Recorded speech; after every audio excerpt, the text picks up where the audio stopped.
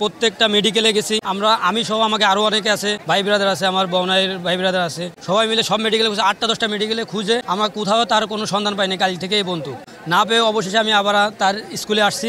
স্কুলে আসে এখন কোনো কিছু না পেয়ে কোনো যে জায়গা যায় সে জায়গায় তথ্যকেন্দ্র বন্ধ, এ জায়গা গেলে ও জায়গা বন্ধ, কোনো টিচাররা কথা বলতে চাচ্ছে না। তারপরে যদি কোনো টিচারের কাছ থেকে কথা বলি নাম্বার দিয়ে দিলি ফোন দিলে আর রিসিভ করতেছে না। অবশেষে আমি যে জায়গায় দুর্ঘটনা ঘটছে তার পাশেই নাইকেল গাছের সাথে ওই জায়গায় আমি টুকাই টাকাই তার ব্যাগ আর খাতা পাইছি পুরো অবস্থায়। এই যে এখন আমি এই পাইছি, তাই ছাড়া তার কোনো কিছু আমি পাইনি। তা আপনাদের কাছে আমার রিকোয়েস্ট, আমরা যে অবস্থায় পাই, যে রকমের পাই, জীবিত অথবা মৃত যাই পাই, আমরা তার শেষ স্মৃতিটুকু পাতে চাই। যেভাবে পারেন আপনারা এই ভিডিওর মাধ্যমে সেটা একটু প্রচার করে দেন যাতে আমরা তার সন্ধানটা পাই। অন্তত তখন ইমোশনতে বেশি মানে বাঁচানোটা প্রয়োজন ছিল, এই জন্য বুকের উপর পাথর রেখে কাজটা করতেছিলাম।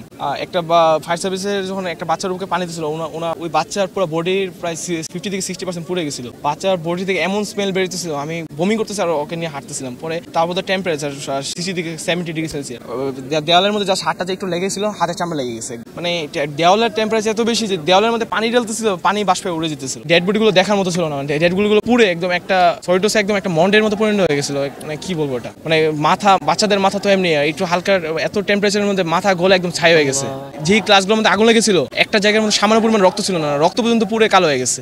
আমরা আপনাদের প্রতিটা দাবি পূরণ করব, আমাদেরকে বিশ্বাস রাখেন। আমরা নিজেরা অভিভাবক হিসাবে আপনাদের প্রতি আমাদের সহানুভূতি জানাতে, আমাদের ভালোবাসা জানাতে আমরা এখানে ছুটে এসেছি। আমরা অবশ্যই আপনাদের প্রতিটা দাবি পূরণ করব।